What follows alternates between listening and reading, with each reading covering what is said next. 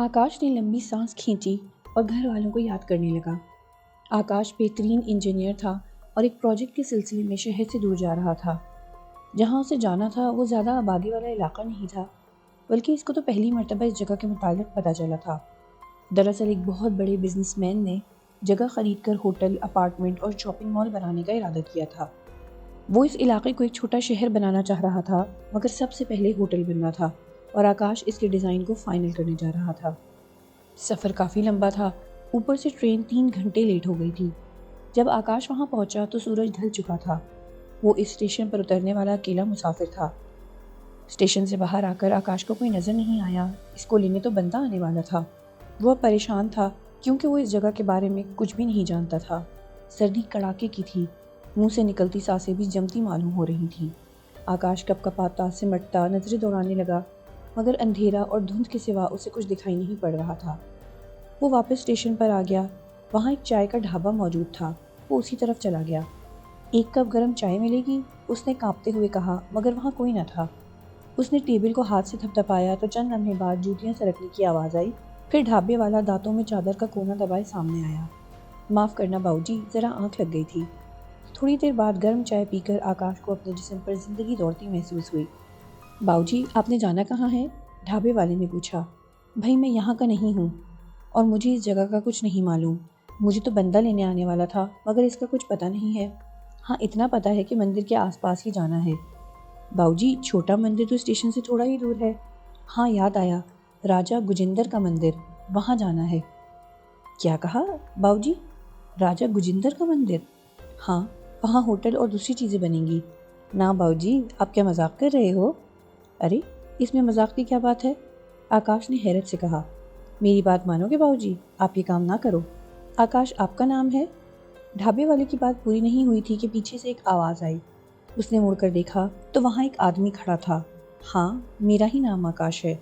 وہ جی میں آپ کو لینے آیا تھا، گاڑی لیٹ تھی تو میں دوبارہ جا کر آیا ہوں۔ آپ کو کوئی پریشانی تو نہیں ہوئی؟ نہیں، کوئی خاص پریشانی نہیں ہوئی۔ چائے بہت اچھی تھی، آکاش نے ڈھابے والے سے کہا اور اس آدمی کے ساتھ چلا گیا۔ ڈھابے والا صرف گردن ہلا کر رہ گیا۔ آکاش گاڑی میں بیٹھ گیا تو گاڑی آگے بڑھ گئی۔ وہ باہر دیکھنے لگا۔ علاقہ زیادہ ترقی یافتہ نہ تھا۔ بھائی اس جگہ ہوٹل اور دیگر چیزیں، یہاں تو صاحب یہ تو شروعات ہے۔ ابھی ایک کمپنی بنا رہی ہے، پھر دوسری، تیسری، دیکھتے جاؤ۔ یہ کاروباری لوگ ایک دوسرے سے مقابلہ رکھتے ہیں۔ وہ آدمی جلدی سے بولا، ہاں یہ بھی ٹھیک ہے۔ چلتے چلتے علاقہ اور ویران ہونے لگا۔ اور کتنی دور ہے ہماری منزل؟ موسم کے تیور اچھے نہیں ہیں۔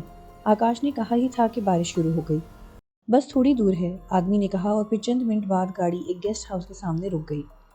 ملازم نے آکاش کو اس کے کمرے میں پہنچا دیا۔ آکاش صاحب اب میں چلتا ہوں، آپ کل کا دن آرام کریں، پھر بات ہوگی۔ اور وہ آدمی کمرے سے نکل گیا۔ تھوڑی دیر میں گیسٹ ہاؤس کا ملازم کھانا لے کر آ گیا۔ سر کھانا کھا لیں، گرم گرم پوریاں، ترکاری اور اچار۔ آکاش نے کھانا شروع کیا۔ کھانا بہت لذیذ ہے۔ اور ملازم مسکرانے لگا۔ سر آپ کھانا کھا لیں تو بیل بجا دیجیے گا، اور کوئی خدمت ہو تو بتا دیں۔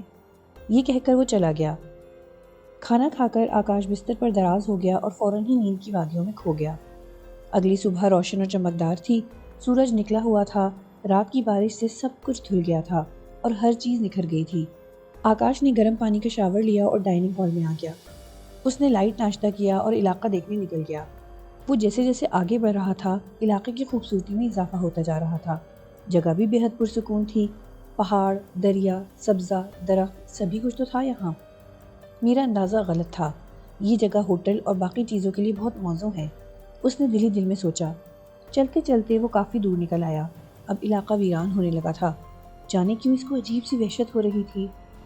اچانک اسے اپنے اندر سنسناہٹ محسوس ہوئی تو وہ فوراً واپس پلٹ گیا اور گیسٹ ہاؤس کی طرف چل دیا۔ گیسٹ ہاؤس میں داخل ہوتے وقت اس نے گھڑی دیکھی، شام کے 7 بج رہے تھے۔ وہ آدمی اس کا انتظار کر رہا تھا جو اسے لینے اسٹیشن آیا تھا۔ آکاش نے مسکراتے ہوئے کہا، یہ ہماری دوسری ملاقات ہے، مگر مجھے ابھی تک آپ کا نام نہیں معلوم۔ اوہ، میں تو بھول ہی گیا نام بتانا۔ مجھے پارس کہتے ہیں۔ اب بتائیں کام کیسے شروع کریں گے؟ اس نے کہا، پہلے پروجیکٹ کی جگہ دیکھتے ہیں، پھر اس کے مطابق کام کریں گے۔ پارس اگلی صبح آنے کا پروگرام طے کر کے چلا گیا۔ اگلے روز آکاش پارس کے ساتھ جگہ دیکھنے کے لیے نکل گیا۔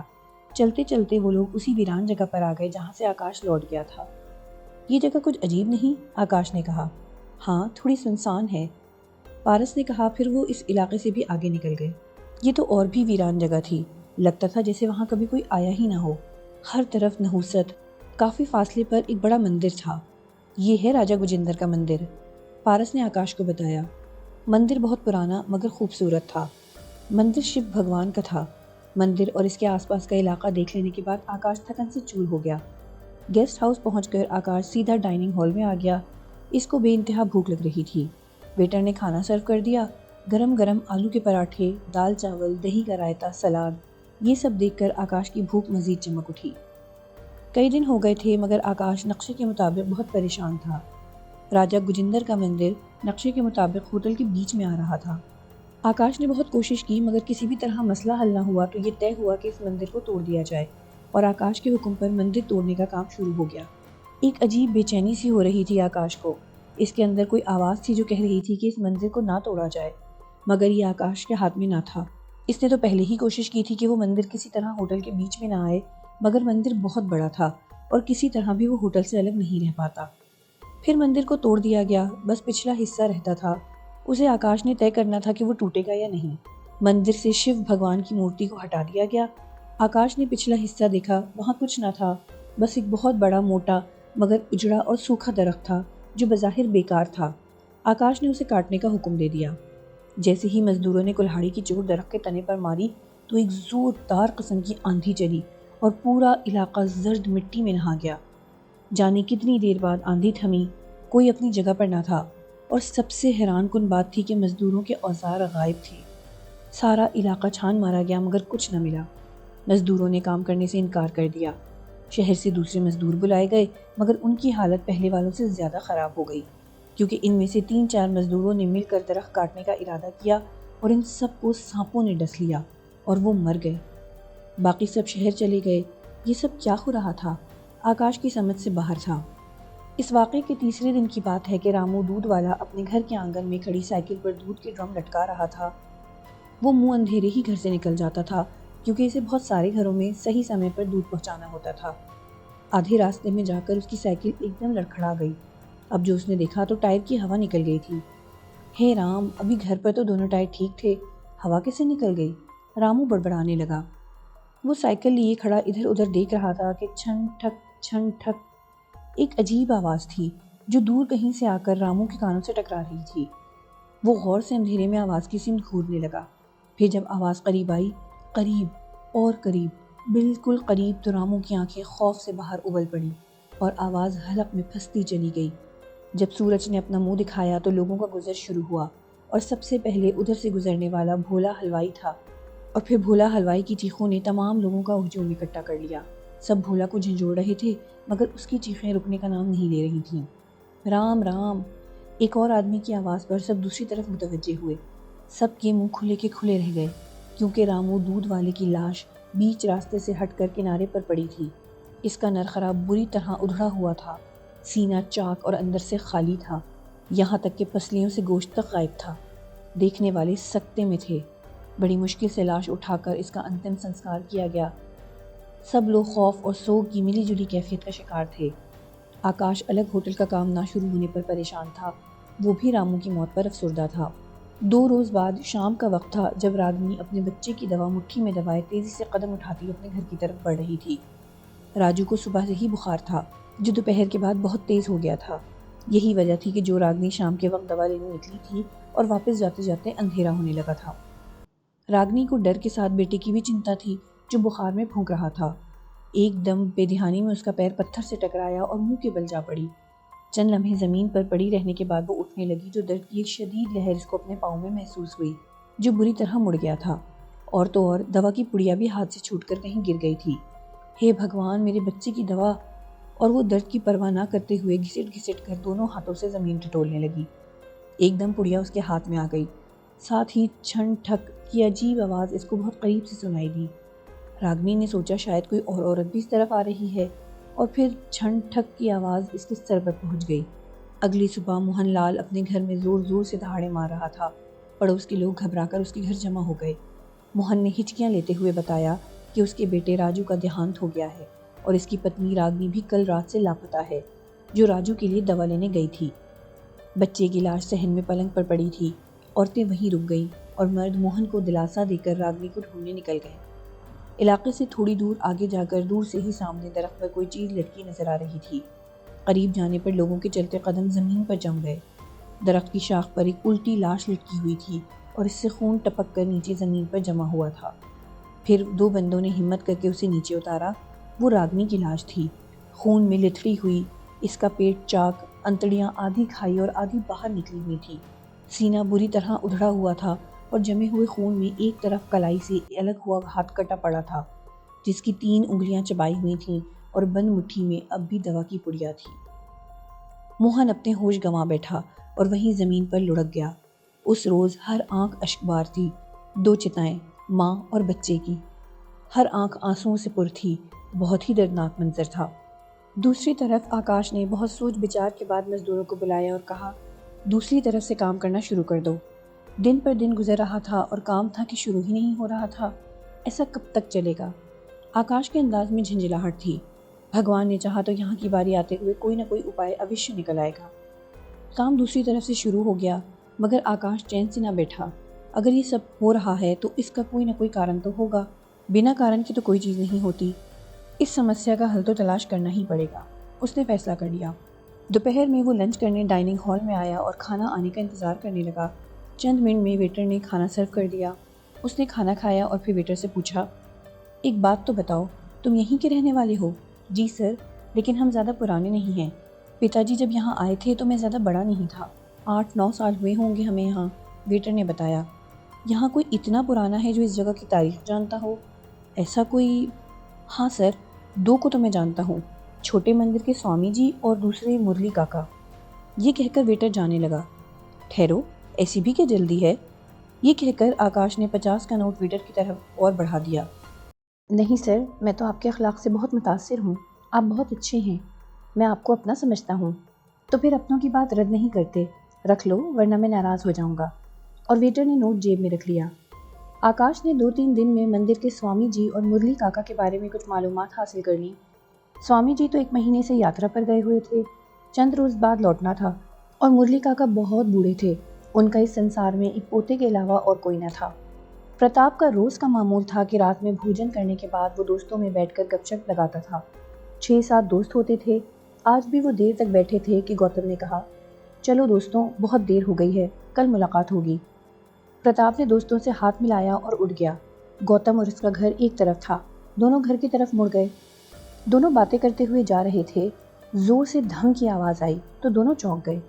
پھر کافی دیر تک خاموشی رہی، پھر درختوں میں ہلچل ہونے لگی۔ لگتا ہے کوئی مشکل میں پھنس گیا ہے، میں دیکھتا ہوں تو یہی رک۔ یہ کہہ کر گوتم آواز کی سمت چل پڑا۔ پرتاپ اسی جگہ ایک پتھر پر بیٹھ گیا۔ چھن ٹھک کی آواز آئی۔ کون؟ پرتاپ نے حیرت سے پوچھا۔ پھر آواز قریب آ گئی تو اس نے کھڑے ہو کر اور مڑ کر دیکھا۔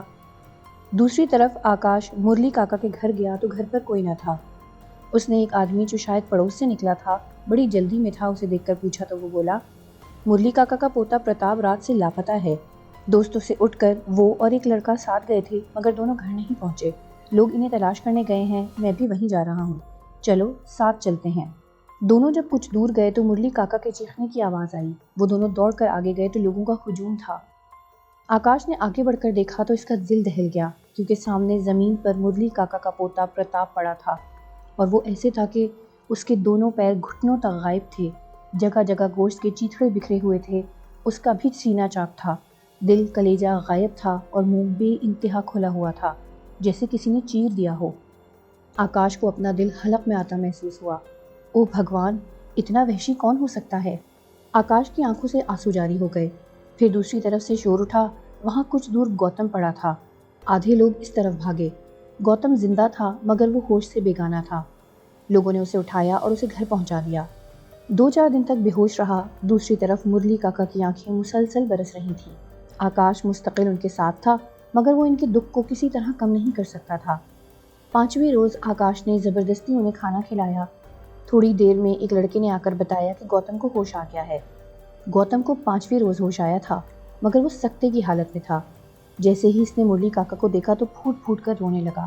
مرلی کاکا بھی رونے لگے۔ گوتم کے پتا آگے بڑھے تو آکاش نے انہیں روک دیا۔ چاچا، اسے رو لینے دیجیے، رونے سے اس کا دل ہلکا ہو جائے گا تو یہ شانت ہو جائے گا۔ پھر وہ دونوں روتے روتے چپ ہو گئے۔ پانی پی لینے کے بعد آکاش بولا، گوتم بتاؤ اس رات کیا ہوا تھا؟ مگر گوتم چاہ کر بھی بول نہیں پا رہا تھا، اس کی زبان اس کا ساتھ نہیں دے رہی تھی۔ ہمت کرو گوتم، تم اپنے دوست کو کھو چکے ہو اور اس سے پہلے بھی کئی لوگ اس آفت کا شکار ہو چکے ہیں۔ اب آگے کوئی اور اس کا شکار نہ بنے، اس لیے تم بتاؤ کہ یہ سب کیسے ہوا؟ آکاش نے اسے سمجھایا۔ گوتم نے آہستہ آہستہ بولنا شروع کیا۔ ہم دونوں دوستوں کے پاس سے اٹھ کر گھر واپس آ رہے تھے کہ درختوں والے حصے میں کچھ آواز پیدا ہوئی۔ میں نے پرتاپ کو وہیں رکنے کا کہا اور خود دیکھنے کے لیے آگے چلا گیا۔ وہاں کچھ نہ تھا۔ میں پلٹ کر واپس آنے لگا تو سامنے… یہ کہہ کر گوتم رک گیا۔ آکاش نے اسے 2 گھونٹ پانی پلایا۔ پانی پینے کے بعد گوتم پھر بولا، سامنے پرتاپ پتھر پر بیٹھا تھا اور اس کے پیچھے ایک کالی عورت کھڑی تھی، اتنی کالی کہ توا بھی کیا ہوگا، ناک مڑی ہوئی، چہرے پر انگارہ برساتی بڑی بڑی آنکھیں۔ اس کا ایک پیر نہیں تھا اور پیر کی جگہ شاید لکڑی کی ٹانگ تھی۔ دوسرے پیر میں جھانجر پہنی ہوئی تھی۔ جب وہ چل رہی تھی تو چھن کے ساتھ ٹھک کی آواز بھی آ رہی تھی۔ الجھے بال بکھرے ہوئے جھول رہے تھے۔ ہاتھ کی انگلیاں بہت بڑی تھیں جن پر نوکیلے ناخن تھے۔ اس نے آگے بڑھ کر پرتاپ کے سینے پر دونوں ہاتھ مارے اور پوری طاقت سے بیچ میں سے اسے چیر دیا۔ پرتاپ گر کر لمحے میں ٹھنڈا ہو گیا۔ پھر وہ عورت زمین پر اکڑو بیٹھ گئی اور پرتاپ کے سینے سے کلیجہ دل نکال کر چبانے لگی۔ اس سے زیادہ میں وہاں نہیں ٹھہرا، پوری طاقت سے بھاگنا شروع کر دیا۔ پھر مجھے یاد نہیں اور وہ زور زور سے رونے لگا۔ گوتم کی ماں نے اس کے سر پر ہاتھ رکھ دیا جبکہ مرلی کاکا رونے کی بجائے کسی گہری سوچ میں گم تھے۔ آکاش نے انہیں ہلایا تو وہ بولا، چلو گھر چلو، کام ہے، اور اپنے گھر آ گئے۔ بیٹھو بیٹا اور میرے سوال کا جواب دو، تم نے راجہ گجندر کے مندر میں کچھ کیا ہے؟ اس نے سوال کیا۔ میں نے تو کچھ نہیں کیا۔ ہاں، وہ مندر نقشے کے حساب سے ہوٹل کے بیچ میں آ رہا تھا، اس لیے وہ مندر ہم نے توڑ دیا۔ آکاش بولا۔ یہ سن کر مرلی کاکا جیسے اچھل گئے۔ اوہ اوہ، اور وہ شیو جی کی مورتی؟ اس نے بے تابی سے پوچھا۔ وہ ہم نے عارضی طور پر چھوٹے مندر میں رکھوا دی ہے، آکاش نے بتایا۔ ہے بھگوان، یہ کیا غضب کر دیا تم نے آکاش بابو؟ میں نے کیا کر دیا؟ آکاش بولا۔ تم نے جو کچھ کیا ہے اسی کا تو نتیجہ نکل رہا ہے، اس کا تو یہاں کے لوگوں کو علم ہی نہیں ہے۔ بس سب کو یہ حکم تھا کہ راجہ گجندر کا مندر اور شیو جی کی مورتی راجہ جی کے حکم کے مطابق وہیں رہیں گے، کسی کو انہیں ہٹانے کا ادھیکار نہیں۔ تم نے کسی سے بنا کچھ پوچھے بنا کچھ بتائے سے وہاں سے ہٹا دیا۔ دیکھیے مرلی کاکا، میں نے مورتی جان بوجھ کر نہیں ہٹائی، مجھے بھلا اس کو ہٹا کر کیا ملے گا؟ میری نوکری ہے، یہ زمین کمپنی نے خرید لی ہے اور یہاں ہوٹل بنے گا۔ اگر مندر ہوٹل کے بیچ میں نہ آ رہا ہوتا تو ہم… کچھ بھی کہو بابو، یا کسی بھی کارن ہٹائی مورتی، اب جو کچھ ہو رہا ہے اس کے ذمہ دار کیول تم ہو۔ انہوں نے آکاش کی بات کاٹ کر کہا۔ آپ مجھے پوری بات بتائیں جبھی تو میں سمجھ پاؤں گا۔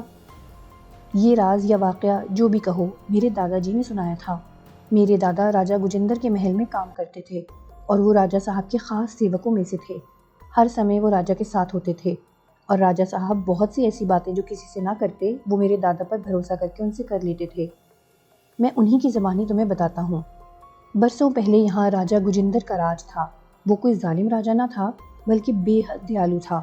ان کے خزانے کے منہ ضرورت مندوں کے لیے کھلے رہتے تھے۔ پرجا اپنے راجہ سے بہت پریم کرتی تھی۔ پھر راجہ گجندر نے اچانک ایک بہت خوبصورت ناری سے بیواہ کر لیا۔ وہ کہیں گئے تھے اور جب واپس آئے تو ان کی رانی کے روپ میں وہ عورت ان کے ساتھ تھی اور ساتھ ہی اس عورت کا ماما مہندرا بھی۔ وہ لوگ کون تھے کسی کو ان کا اتا پتہ معلوم نہ تھا، صرف راجہ صاحب کے قریبی ساتھیوں کو معلوم تھا کہ راستے میں راجہ صاحب کہیں ٹھہرے تھے، وہیں وہ عورت ان کو ملی تھی اور ایک رات میں نہ جانے کیا ہوا کہ راجہ گجندر نے اس سے بیواہ کر لیا۔ اور یہ بات بھی میرے دادا نے بتائی کہ بہت کم لوگوں کو پتا تھا کہ رانی صاحبہ کا ایک پیر نہیں تھا، کیونکہ محل میں رانی صاحبہ کے پاس عام لوگ نہیں جا سکتے تھے اور باہر وہ سواری پر آتی تھیں۔ مرلی کاکا سانس لینے کو رکے تو آکاش بے صبری سے بولا، اس کا نام کیا تھا؟ آشا دیوی۔ یہی نام سب کو پتا تھا، اصل کا نہیں پتا۔ خیر کچھ دن تو اچھے گزرے، پھر گاؤں میں ایک روز ایک چھوٹا دودھ پیتا بچہ اپنے گھر سے غائب ہو گیا۔ اس کی ماں پاگلوں کی طرح اس کو ڈھونڈنے لگی، سارے لوگ اس کے ساتھ لگے تھے۔ پھر کنویں کے پاس ایک کپڑے کی پوٹلی ملی، جب اسے کھولا گیا تو سب کے دل حلق میں آ گئے، کیونکہ اس میں سے بچے کی کھرچی ہوئی کھوپڑی اور پنجے نکلے۔ بچے کے ماتا پتا کا رو رو کر برا حال تھا۔ پورے علاقے میں شور مچ گیا کہ کوئی خونخوار بھیڑیا آ گیا ہے۔ راجہ صاحب خود بچے کے ماتا پتا کے پاس آئے اور انہوں نے اپنے سپاہیوں کو علاقے میں گشت کرنے کا حکم دیا، مگر اس سے کچھ نہ ہوا۔ روز کوئی نہ کوئی بچہ غائب ہو جاتا بچے سہم گئے اور ان کے ماتا پتا نے انہیں باہر نکالنا چھوڑ دیا تو یہ خونی سلسلہ کچھ دن کے لیے رک گیا۔ مگر ایک ہفتے بعد چند عورتیں ہنستی گاتی کنویں پر پانی بھرنے آئیں اور ڈول کھینچا تو اس میں خون کے دھبے لگی ساڑی پڑی تھی، اور پھر جب ڈول کو الٹا کیا تو اس میں سے ہڈیوں کا ڈھیر نکلا۔ پھر آہستہ آہستہ ہڈیوں کے ساتھ ناک، کٹے ہوئے کان، سب ڈول سے باہر گر گیا۔ عورتیں چیخیں مارتی ہوئی وہاں سے بھاگی۔ انہوں نے کنویں پر جانے سے انکار کر دیا۔ کئی روز تک کوئی کنویں پر نہ گیا۔ مگر کب تک؟ ایک آدمی ان کے ساتھ جاتا اور انہیں واپس لے کر آتا، مگر اس سے بھی سلسلہ نہ رکا۔ ایک روز راجہ صاحب کہیں جا رہے تھے کہ ان کے گھوڑے نے آگے جانے سے انکار کر دیا۔ وہ بری طرح بدک رہا تھا۔ آگے زمین پر کچھ پڑا تھا۔ راجہ صاحب گھوڑے سے اترے اور انہوں نے جو کچھ دیکھا تو وہ بھی چند قدم پیچھے ہٹ گئے۔ وہ بنسی لال جو راجہ صاحب کا منشی تھا، اس کا سر تھا، جس کی آنکھیں غائب اور کھوپڑی خالی تھی، جس میں سے بھیجا غائب تھا۔ راجہ صاحب کو بڑی مشکل سے محل میں واپس لایا گیا۔ ان کی حالت بہت بری ہو رہی تھی۔ وہ صدمے سے نڈھال تھے۔ چند روز گزرے تھے کہ ایک پراگ نامی شخص دوسرے شہر سے آ رہا تھا۔ وہ کپڑے کا بیوپاری تھا اور آج اسے آتے ہوئے رات ہو گئی تھی۔ ابھی وہ علاقے میں داخل ہوا تھا کہ اس نے دو سایوں کو درختوں میں جاتے دیکھا۔ وہ چوکنا ہو گیا اور دبے پاؤں لپک کر درخت پر چڑھ گیا اور کافی اونچائی پر جا کر بیٹھ گیا۔ اسے ذرا فاصلے پر ایک ناری اور پرش نظر آئے۔ اندھیرے میں چہرہ نظر نہیں آ رہا تھا۔ عورت زمین پر اکڑو بیٹھی جانے کیا چپ چپ کر کے کھا رہی تھی، اور پرش زمین پر پڑی چیز کو زبان سے چاٹ رہا تھا۔ لمحہ بھر کے لیے چاند نے اپنا منہ بادلوں سے نکالا تو پراگ نے پورا منظر واضح طور پر دیکھ لیا۔ زمین پر ایک تازہ لاش پڑی تھی جسے وہ عورت نوچ نوچ کر ماंس کھا رہی تھی، اور پرش خون زبان سے چاٹ رہا تھا۔ پراگ کے ذہن میں گونجا، آدم خور چڑیل، اور چاند پھر نکلا۔ اب کی بار پراگ کی نظر اس عورت پر پڑی۔ اس نے وہ ساڑی پہنی تھی جو اس نے رانی آشا دیوی کو دی تھی۔ اس کا ذہن کام نہیں کر رہا تھا۔ پھر کافی دیر بعد وہ دونوں وہاں سے چلے گئے۔ پراگ سیدھا مندر کے بڑے مہاراج کے پاس گیا اور اس نے پورا ماجرا کہہ سنایا۔ پراگ کی باتیں سن کر مہاراج کے ماتھے پر چنتا کی لکیریں پڑ گئیں۔ انہوں نے پراگ سے کہا وہ گھر جائے اور کسی سے اس کا ذکر نہ کرے، اور پراگ کے جاتے ہی مہاراج اپنے استھان پر آئے اور جاپ شروع کر دیا۔ جب ان کا جاپ مکمل ہوا تو ان کی سرخ دہکتی انگارہ آنکھیں جھٹکے سے کھل گئیں۔ ساتھ رانی آشا دیوی جو صرف نام کی دیوی تھی، اس کی اصلیت بھی مہاراج پر کھل گئی۔ انہوں نے راجہ گجندر کو پیغام بھیجا کہ وہ ان سے اکیلے میں ملے اور اس ملاقات کا کسی کو علم نہ ہو۔ راجہ صاحب کو پیغام سن کر بہت چنتا ہوئی۔ آخر ایسی کیا بات ہے؟ پھر اگلے روز راجہ گجندر مجھے ساتھ لے کر خاموشی سے مندر میں پدھارے اور سیدھے مہاراج کے کمرے میں چلے گئے۔ شمع چاہتے ہیں راجہ صاحب کہ ہم نے آپ کو یہاں آنے کا کشٹ دیا، مگر بات ہی کچھ ایسی ہے اور آپ ہمارے لیے بچوں جیسے ہیں، مہاراج نے نرم لہجے میں کہا۔ مہاراج، یہ میرا سوبھاگیہ ہے کہ میں آپ کے پاس بیٹھا ہوں، مجھے شرمندہ نہ کریں۔ راجہ گجندر نے مہاراج کے پیروں کو چھو کر کہا، راجہ صاحب، ہم آپ سے کچھ ذاتی بات کرنا چاہتے ہیں۔ اگر آپ کو برا لگے تو آپ ان کا اتر ہمیں نہ دیجیے گا۔ مہاراج نے کہا، جو بات کرنی ہے مہاراج کریں، ہم اوشیہ اس کا اتر آپ کو دیں گے۔ راجہ صاحب نے ہاتھ جوڑتے ہوئے کہا، آپ کی پتنی آپ کو کہاں ملی اور آپ کا وواہ کیسے ہوا؟ ہم خود نہیں جانتے کہ یہ سب کیسے ہوا۔ ہم اس روز اپنے سینکوں کے ساتھ واپس آ رہے تھے، آگے راستہ بند تھا اور اس میں کافی سمے لگتا، اس لیے سینکوں نے ہمارے ٹھہرنے کا انتظام کر دیا۔ ہم اپنے خیمے میں آرام کر رہے تھے کہ ہمیں اطلاع دی گئی کہ ایک بھٹکے ہوئے پرش اور ناری ہیں، بھوکے پیاسے، مصیبت زدہ۔ ہم نے انہیں اپنے سامنے پیش کرنے کا حکم دیا۔ پہلے پرش اندر آیا، وہ 40 کے اندر تھا۔ اس نے اپنا نام مہندرا بتایا۔ اس کے پیچھے ایک ناری آئی، کم سن 17-18 سال کی لگتی تھی، بہت خوبصورت، دبلی پتلی، پیلا گھاگرا چولی پہنے ہوئے۔ ہم نے سینکوں سے کہہ کر ان کے لیے خیمہ لگوایا۔ دونوں نے ہمیں دھنیہ واد کہا اور چلے گئے۔ پرش تو نکل گیا، مگر ناری بیچاری کی ایک ٹانگ نہیں تھی، بلکہ لکڑی کی ٹانگ لگی تھی۔ وہ ٹھہر کر باہر نکلی۔ مہاراج، اس کے بعد جانے ایسا کیا ہوا کہ ہم نے صبح اس ناری سے جس نے اپنا نام آشا دیوی بتایا تھا، اس کے مانگ میں سندور بھر کر اس کو اپنی دھرم پتنی کے روپ میں سویکار کر لیا اور اس کے ماما مہندرا سمیت اپنے ساتھ لے آئے۔ کہہ کر راجہ صاحب خاموش ہو گئے۔ پھر مہاراج بولے، اب جو حقیقت آپ کے سامنے آئے اسے آپ دل تھام کر دیکھیے گا راجہ صاحب۔ سامنے پڑی ایک تھالی پر سے مہاراج نے اپنی ہتھیلی گزاری۔ اس تھالی میں ایک منظر ابھرا۔ ایک بے حد سیاہ رنگت کی کوئی عورت تھی جس کے چہرے اور ہاتھ کی کھال جگہ جگہ سے پھٹی ہوئی تھی، پیلے غلیظ خون لگے نوکیلے دانت جن پر خون جگہ جگہ جم کر سیاہ ہو گیا تھا، پیلے رنگ کی گھاگرا چولی پہنے درخت پر چڑھی ڈالی پر بیٹھی اپنا ایک پیر ہلا رہی تھی۔ جس میں بندی جھانجر آواز پیدا کر رہی تھی، ساتھ اپنے نوکیلے پنجوں سے درخت کی شاخیں کرید رہی تھی۔ اس سے 2 ڈالی اوپر ایک ہیبت ناک گنجا آدمی انسانی کلائی ہاتھ میں لیے اس پر لگا گوشت اپنے نوکیلے دانتوں سے نوچ رہا تھا۔ ایک دم اس گنجے آدمی کے کان کھڑے ہوئے اور اس نے اس کالی بھجنگ عورت کی طرف دیکھا اور اس نے آدمی کی طرف، اور دونوں کھی کھی کر کے ہنسنے لگے۔ پھر دونوں زمین پر کود گئے۔ چھن ٹھک کی آواز پیدا کرتے وہ عورت آگے بڑھی۔ اس کا ایک پیر نہیں تھا، شاید لکڑی تھی جو آواز پیدا کر رہی تھی۔ چل، بہت دن ہوئے جنگل میں، اب انسانی آبادی میں چلتے ہیں، روز تازہ خوراک ملے گی۔ دونوں نے ہونٹوں پر زبان پھیری۔ مہندرا اور آشا دیوی کا روپ دھارن کر لیا۔ پھر دونوں کو راجا صاحب نے خیمے میں ٹھہرانے کا حکم دیا۔ سارے لوگ اپنے اپنے خیمے میں سو گئے۔ نیا منظر تبدیل ہوا۔ راجا گجندر گہری نیند سوئے ہوئے تھے۔ چھن ٹھک کی آواز ہوئی۔ پھر اس مکروہ شکل چڑیل نے اپنی نوکیلی انگلیوں سے راجا صاحب کا منہ کھولا اور منہ میں تھوک دیا اور اپنے غلیظ پیلے دانت نکال کر کھی کھی کرتی باہر نکل گئی۔ پھر علاقے میں ہوئی ساری اموات کی کہانی کے مناظر راجا صاحب کی آنکھوں کے سامنے آتے گئے۔ ہر منظر کی ابتدا اور اختتام ایک جیسا تھا۔ دونوں خبیث محل سے اپنے اصل روپ میں نکلتے اور شکار کر کے محل لوٹ آتے۔ راجا گجندر ایک دم پھٹ پڑے اور مہاراج کے پیروں پر گر کر رونے لگے۔ راجا صاحب، ہمت رکھیں، ہم ضرور ان پلیدوں کا صفایا کریں گے۔ ابھی آپ لوٹ جائیے اور بھول کر بھی کسی سے ذکر مت کیجیے گا، ورنہ جان سے جائیں گے۔ ہم کل سورج ڈھلنے کے بعد آئیں گے۔ مہاراج نے راجا صاحب کو سمجھایا۔ راجا صاحب دل محسوس کر نڈھال قدموں سے محل واپس آ گئے۔ رات میں راجا صاحب کی آنکھ کھلی تو رانی بستر پر نہ تھی۔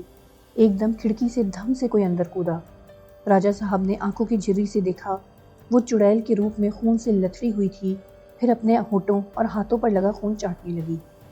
پھر ایک دم اسے کچھ خیال آیا۔ وہ راجا صاحب کو گھورتی ہوئی ان کے چہرے پر آ کر چھپ گئی۔ راجا گجندر کی ناک سے بدبو کا ایک زبردست بھپکا ٹکرایا جو ان کی برداشت سے باہر تھا۔ انہوں نے سانس روک لی۔ پھر وہ چڑیل اپنا شک دور کرنے کے بعد کہ راجا صاحب سو رہے ہیں وہاں سے چلی گئی۔ راجا صاحب اپنا دل پکڑ کر رہ گئے۔ ان کی آنکھوں میں نمی تیرنے لگی۔ سورج ڈھلتے ہی مہاراج نے پورے محل کے گرد سندور سے کنڈل کھینچ دیا، مگر جیسے ہی انہوں نے محل کے اندر قدم رکھا تو وہ چونک گئے۔ سالی جل دے گئی، دیکھتا ہوں کہاں تک جا پائے گی۔ رانی کے روپ میں چڑیل کا نام و نشان نہ تھا، بلکہ مہندرا پکڑا گیا۔ اس نے بتایا، وہ دونوں صدیوں سے زندہ ہیں اور انسانی گوشت ان کی خوراک ہے۔ مہاراج نے مہندرا کو اسی سمے جلوا کر بھسم کر دیا۔ پھر مہاراج محل سے باہر اس پرانے درخت کے نیچے بیٹھ گئے اور جاپ کرنے لگے۔ صبح ہونے سے کچھ دیر پہلے اس بھیانک چڑیل کی چیخیں سنائی دیں، چھوڑ دے مجھے، مجھ پر دیا کر، میں علاقے سے کوسوں دور چلی جاؤں گی، مجھے چھوڑ دے۔ اور پھر وہ چیخیں گھٹی گھٹی آواز میں بدل گئیں اور غائب ہو گئیں۔ پھر مہاراج بولے، وہ میری پہنچ سے نکل گئی تھی، اس لیے اسے مار نہیں سکا، مگر میں نے اسے اس درخت میں قید کر دیا ہے۔ اس درخت کو کبھی کاٹنے کی کوشش مت کرنا، ورنہ میرا کیا ہوا جاپ ٹوٹ جائے گا۔ یہاں بھگوان شیو کی مورتی رکھ دو، شیو جی کی مورتی اس خونی کو آزاد نہیں ہونے دے گی۔ راجا صاحب نے اس جگہ بھگوان شیو کا بہت بڑا مندر بنوا دیا۔ اس دن کے بعد سے یہاں سب شانتی ہی شانتی تھی، مگر تم نے اس شانتی کو بھنگ کر دیا۔ یہ کہہ کر مرلی کاکا خاموش ہو گئے۔ زمانہ کہاں سے کہاں جا رہا ہے اور آپ بھوت چڑیل کی باتیں کر رہے ہیں، آکاش بولا۔ مرلی کاکا نے اس کی بات انسنی کرتے ہوئے کہا، بھگوان کرے سوامی جی جلدی آ جائیں۔ سوامی مہاراج بڑے مہاراج کی سنتان میں سے ہیں، انہوں نے اس لنگڑی چڑیل کو قید کیا تھا۔ چند روز بعد سوامی مہاراج اپنی یاترا سے واپس آ گئے تو مرلی کاکا یہ گھمبیر سمسیا لے کر سوامی مہاراج کی خدمت میں حاضر ہوئے۔ ان کے ساتھ آکاش بھی تھا اور وہ ادھر ادھر نگاہیں دوڑا رہا تھا۔ سوامی مہاراج کی آنکھیں بند تھیں، مگر وہ غصے سے بولے، مورکھ، جب من صاف نہیں ہے تو یہاں کیا لینے آیا ہے؟ سنسار میں بے شمار ایسی چیزیں ہیں جن کا وشواس نہیں ہوتا، لیکن وہ موجود ہیں۔ مہاراج، میں क्षमा چاہتا ہوں، آکاش نے ہاتھ جوڑ کر کہا۔ مرلی جی، اس بار وہ پلید چھل نہیں کر سکے گی، مہاراج نے کہا اور مرلی کاکا سے بات کرنے لگے۔ آکاش اکیلا آدھی رات کو اسی درخت کی سمت روانہ ہو گیا۔ اس کے دل میں یقین، بے یقینی اور خوف کے ملے جلے احساسات تھے۔ وہ اس درخت سے ذرا فاصلے پر بیٹھ گیا۔ ابھی کچھ ہی سمے گزرا تھا کہ دھم کے ساتھ چھن کی آواز سنائی دی۔ کوئی چیز زمین پر گری تھی۔ آکاش کے پورے وجود میں سنسناہٹ ہونے لگی۔ پھر چھن ٹھک کی عجیب طرح کی آواز اسے قریب ہوتی محسوس ہونے لگی، اور ساتھ ساتھ بے انتہا غلیظ بدبو اس کی ناک سے ٹکرانے لگی جو کہ ناقابل برداشت تھی۔ پھر آواز کے ساتھ ایک وجود بھی قریب آ گیا۔ جب آکاش نے نگاہ اوپر کی تو اس کا خون رگوں میں جیسے جم گیا۔ گوتم کے بیان سے زیادہ بھیانک تھی۔ وہ توے سے بھی زیادہ سیاہ، اتنی سیاہ کہ اندھیرے میں نظر بھی نہ آئے۔ آنکھوں کی جگہ جیسے دو انگارے دہک رہے تھے۔